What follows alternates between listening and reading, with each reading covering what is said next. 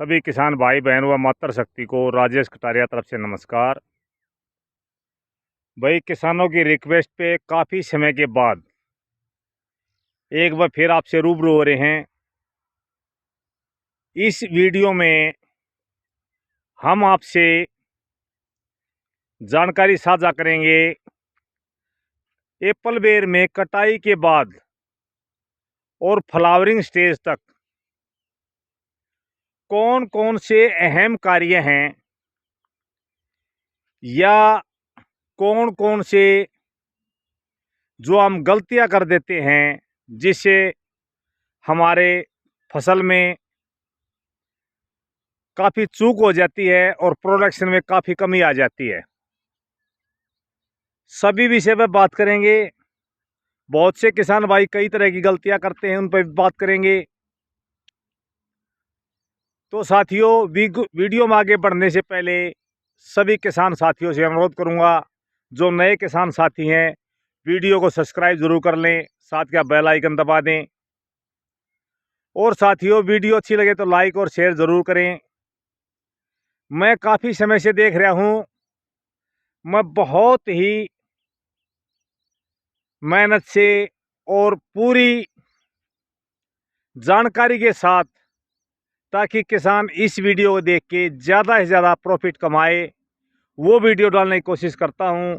लेकिन ज़्यादातर किसान झूठी वीडियो को ज़्यादा देखने की कोशिश करते हैं और जो हम सच्चाई की वीडियो डालते हैं उसको बहुत ही कम किसान रुचि रखते हैं देखने के लिए। तो जिन्होंने अपना प्रॉफिट चाहिए, ज़्यादा से ज़्यादा इनकम चाहिए, वो हमारी वीडियो रेगुलर देख सकता है। तो साथियों, सबसे पहले जैसे ही आपने कटाई कर दी, कटाई का समय उत्तर भारत में अलग, मध्य भारत में अलग और दक्षिण भारत में अलग, यानी कि हर जगह अलग अलग समय होता है। जैसे अगर मैं दक्षिण भारत की बात करूं तो वहां जनवरी फरवरी में कटाई हो जाती है। मध्य भारत की बात करूं तो फरवरी मार्च में। अगर उत्तर भारत की बात मैं करूं तो यहाँ साथियों मार्च और अप्रैल के महीने में कटाई होती है। लेकिन हम एवरेज जो होती है अपनी 15 अप्रैल से 15 मई के बीच में कटाई करते हैं, क्योंकि हम ग्रोथ कम करना चाहते हैं। जितनी कम ग्रोथ होगी उतना ही ज़्यादा प्रोडक्शन होगा, इसलिए हम थोड़ा लेट कटाई करते हैं। तो कटाई जैसे भी जिस किसान ने जिस भी समय की हो, उसके अकॉर्डिंग हर स्टेज पे अलग अलग समस्याएं किसान के सामने आती है। तो अगर इस वीडियो में मैं ऑल और इंडिया की अगर बात करूंगा तो उसमें वीडियो बहुत लंबी हो जाएगी। सिर्फ वो ये समझ ले भाई, कटाई के बाद जो जो समस्या आती हैं उसी समय आने वाले समय पे अपना विशेष ध्यान करके उन समस्याओं का समाधान कर सकते हैं। जैसे नए फटाव आते हैं कटाई के बाद, तो उससे पहले साथियों अपनी ज़मीन को अच्छी तरह जुताई कर लें। जैसे अभी हमने ये जुताई कर रखी है, देखियो साथियों, इधर इस तरह से जुताई कर ले साथियों। कोई भी खरपतवार आपके खेत में ना हो। साथियों, अगर खरपतवार आपके खेत में होगा तो उसमें कई तरह की समस्याएं आएंगी। रस चूसक कीट ज़्यादा से ज़्यादा पैदा होंगे, इलिया ज़्यादा से ज़्यादा पैदा होंगी, और वो आपकी जैसे नए कल्ले जो जब स्टार्टिंग में निकलते हैं, जैसे इस स्टेज में नए कल्ले जब निकलना शुरू होते हैं साथियों, तो इसमें वो समस्या आपके सामने आ सकती हैं। वो रस चूसक कीट आपके नए कल्ले निकलने ही देगा, ऊपर से इलिया अटैक करना शुरू कर देंगी।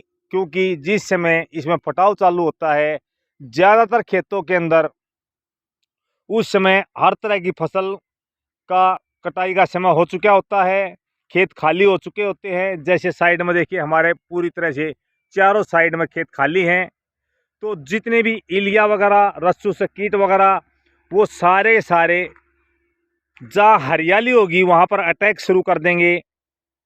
तो सफाई बहुत ज़रूरी है। सफाई करने के बाद साथियों दूसरा हमारा काम होता है हमारे पौधे में किसी तरह की कोई भी फंगस वगैरह अटैक ना करे, हमारे पौधे में जड़ का अच्छी तरह विकास हो, कल्ले अच्छी तरह निकलें, नए नए फुटाओ, उसके लिए हमने कुछ मात्रा में जैसे 8 से 10 केजी पर प्लांट, देखिए साथियों ये इस तरह से गोबरा खाद हमने हर पौधे के चारों तरफ डाल रखा है। देखिए उधर भी देखिए और उधर भी देखिए, ये इस तरह से देखिए गोबर का खाद डाल के साथियों खेत के अंदर नमी होनी ज़रूरी है। अगर नमी नहीं है तो आप पानी लगाएंगे, पानी लगा के एक जुताई कर देंगे, खरपतवार बिल्कुल हटा देंगे। उसके बाद इस तरह से गोबरा खाद डाल के दोबारा जुताई कर देंगे। जैसे अभी हमने इधर गोबरा खाद डाल के ये जुताई कर दी, इधर हम जुताई अभी करने जा रहे हैं। जैसे आपका पौधा अगर 1 साल का है तो 1 फीट पौधे से दूर, यानी जो तना है उससे दूर, 2 फीट का 2 साल का पौधा है तो 2 फीट दूर, 3 साल का पौधा 3 फीट दूर, अगर 4 या 5 साल का है तो लगभग 4 से 5 फीट इस तरह से गोलाई में। अगर बेड बना रखा है तो 2 साइड में, अगर बेड नहीं है तो गोलाई में इस तरह से आप खाद डालेंगे। खाद में साथियों आपने ट्राइकोडर्मा, सूडोमोनास और माइक्रोराजा। अगर आपके खेत में नीचे की कोई भी बीमारी होती है, जो नीचे के जो कीट होते हैं ज़मीन के, अगर वो भी हैं तो उसमें बवेरिया बसियाना 1 एकड़ के लिए लगभग 1 किलो ट्राइकोडर्मा, 1 किलो सूडोमोनास, 4 से 5 किलो माइक्रोराजा और लगभग 8 से 10 क्विंटल लगभग 1 टन के आसपास आप गोबरा खाद ले लेंगे साथियों। और उसके अंदर 1 लीटर बवेरिया बसियाना, सभी को अच्छी तरह मिक्स कर लेंगे। मिक्स करने के बाद गोबर के खाद में वो खाद डाल देंगे, फिर जुताई कर देंगे। इसके बाद साथियों एक समस्या आती है, जैसे जैसे नए कल्ले निकलते हैं तो नए कल्ले जब निकलते हैं तो साथियों कीटों का अटैक शुरू हो जाता है। चाहे हम कितनी भी सफाई कर लें फिर भी कीटों का अटैक शुरू हो जाता है। खासकर थ्रिप्स वगैरह या रस शोषक कीट या आपके जो इल्ली वगैरह है वो अटैक शुरू कर देती है। जो रासायनिक क्रिया से खेती करता है वो साथियों 2 तरह का कॉम्बिनेशन मिला के, एक रस शोषक कीट का, एक इल्ली का, दोनों का कॉम्बिनेशन बना के स्प्रे कर सकता है। यहाँ मैं किसी दवाई का नाम नहीं बताऊंगा क्योंकि हर एरिया में अलग अलग दवाई उपलब्ध होती हैं। तो वहाँ दुकानदार के पास जाएं, उसी के अनुसार अपनी दवाई ले लें। भाई एक रस शोषक कीट के लिए, एक इल्लियों के लिए। कई दवाई ऐसी भी होती है थोड़ी कॉस्टली होती हैं, जो रस शोषक और इल्ली दोनों को कंट्रोल कर देती है। इस समय जो भी डोज होगी साथियों, जो भी आपको दुकानदार बताए, आम खेती में जो डोज होती है उसकी आधी मात्रा ही आप इस्तेमाल करें। क्योंकि नए नए कल्ले निकलते हैं, कच्चे कल्ले होते हैं, इसमें ज़्यादा मात्रा का इस्तेमाल ना करें। आधी मात्रा का इस्तेमाल करें। इसके अलावा साथियों इसके बाद फिर एक समस्या आती है किसान के सामने। कई बार फंगस अटैक शुरू कर देती है, या तो जहाँ ज़्यादा बरसात होती है वहाँ, या जहाँ ज़्यादा मौसम एकदम चेंज होना शुरू हो जाता है वहाँ पर। तो साथियों वहाँ पर आप एक फंगीसाइड का इस्तेमाल कर सकते हैं, जैसे मैंकाजिम और कार्बेंडाजिम। उसका कंबो ले सकते हैं या उनको अलग अलग लेंगे तो और ज़्यादा बेनिफिट होगा। वहाँ पर भी साथियों आप 2 ग्राम पर लीटर के हिसाब से ही मात्रा का स्प्रे करें। जैसे कीटनाशक का स्प्रे किया, उसके लगभग 8 से 10 दिन के बाद आप एक फंगीसाइड का स्प्रे कर सकते हैं साथियों यहाँ बात आती है, जिस किसान ने पहली बार बाग लगाया है और पहली कटिंग की है, वो साथी कटाई करने के बाद, क्योंकि वहाँ कल्ले कम निकलते हैं, तो वहाँ पर NPK 19-19 या सागरिका या बायोवीटा इनका इस्तेमाल कर सकता है। 10 से 15 दिन में एक बार। उसकी मात्रा भी साथियों लगभग, अगर लिक्विड है 2 ml, अगर आपका NPK जैसे ग्रेनुअल होता है, तो साथियों उसको आप लगभग 2 ग्राम पर लीटर के हिसाब से उसका भी इस्तेमाल करें। फिर साथियों बात आएगी, कई बार क्या होता है, कई ज़मीनों के अंदर सेकेंड न्यूट्रेंट की डिफिशिएंसी बहुत ज़्यादा मात्रा में हो जाती है। जैसे नए कल्ले निकलते हैं तो साथियों ऊपर से वो कल्ले, जैसे अभी मैं आपको दिखाना चाहता हूं, जैसे ये रहा कल्ला,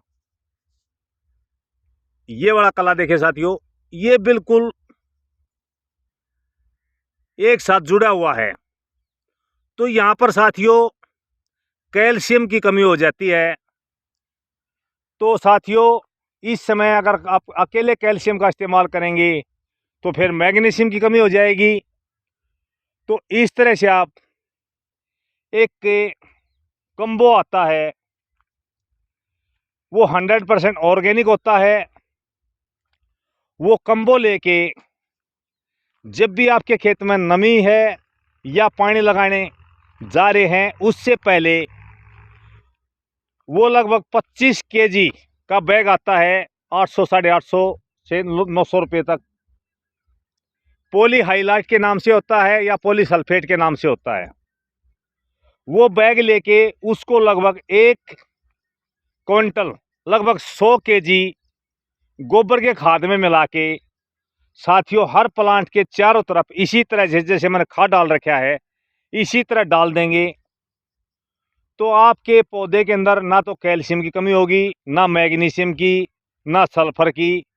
और सबसे खास बात क्या है, उसके अंदर साथियों जो हमारा अहम रोल निभाता है वो होता है साथियों हमारा पोटेशियम, जो पौधे को हर समय आवश्यकता होती है, क्योंकि ये ट्रांसपोर्ट का काम करता है।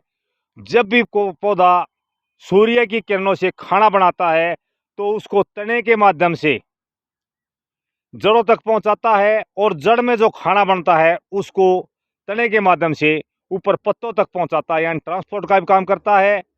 साथ ही साथ साथियों वो बीमारी से आपके पौधे को सुरक्षा देता है। तो उसके अंदर पोटेशियम भी होता है।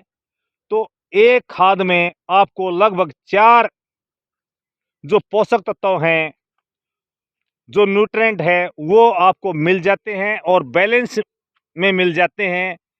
वो आप ज़रूर इस्तेमाल करें। इसके बाद साथियों जैसे बरसात शुरू हो जाती है, जुलाई का महीना जब लग जाता है, खासकर उत्तरी भारत की मैं बात कर रहा हूँ, मध्य भारत में जून में, और साथियों अगर मैं दक्षिण भारत की बात करूं तो साथियों अभी उनका समय आ चुका है मई में। वो अपनी पूरी डोज खाद की अवश्य डाल दें। उसके लिए हम अगली वीडियो में चर्चा करेंगे, क्योंकि वीडियो बहुत लंबी हो जाएगी। हमने कौन कौन सा खाद किस तरह से डालना है, ये हमारा शुरुआती दौर था। शुरुआत में जो समस्याएं हमारे सामने आती हैं उनका निवारण के लिए कई किसानों से बार बार फ़ोन आते थे किसानों के, ये समस्या आएगी, ये समस्या आएगी। तो उन समस्याओं से निजात पाने के लिए साथियों लास्ट में एक वीडियो में एक चर्चा और करना चाहता हूं। जो 100% जैविक या ऑर्गेनिक खेती करता है वो कीटनाशक के लिए नीम ऑयल 10 पत्ती अरक उसका इस्तेमाल कर सकता है समय समय पर। उससे भी आपको हर तरह से कीटों से, चाहे रस चूसक हो, चाहे इल्ली वगैरह हो, उनसे आपको निजात मिल जाएगी। साथियों जो भी किसान, नया किसान अगर बाग लगाना का इच्छुक है तो वो हमसे संपर्क कर सकता है। हमारे पास एप्पल बेर की सभी वैरायटी उपलब्ध होती है। ऑल ओवर इंडिया हम सप्लाई करते हैं। आउट ऑफ स्टेट हम कम से कम 200 पौधे बेचते हैं। जो हमारे नज़दीक हरियाणा के नज़दीक है वो हमारी नर्सरी से आकर वो चाहे 50, 100, 10, 20, 1000, 2000 जितने भी पौधे ले सकता है, ले जाना चाहता है ले जा सकता है। लेकिन अगर कोई आउट ऑफ स्टेट है, बाहर से है, तो उसके लिए हम कम से कम 200 पौधे ऊपर वो चाहे जितने पौधे हमसे मंगा सकता है। बाई ट्रेन हम पौधे भेजते हैं, बड़े जंक्शन तक पौधे भेजते हैं।